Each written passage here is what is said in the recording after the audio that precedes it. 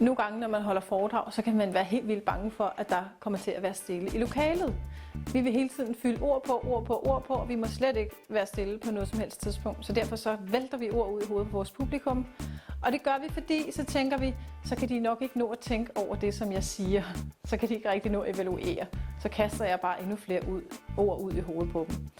Men folk, de kan jo ikke nå at tænke så hurtigt, når der kommer så mange ord i hovedet på dem. Så hvis du vil gøre dig selv og dit publikum en tjeneste, så hold en lille kunstpause en gang imellem.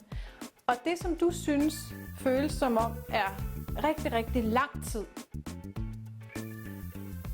det er faktisk ikke ret lang tid, hvis det er noget, man lige skal nå at tænke over som publikum.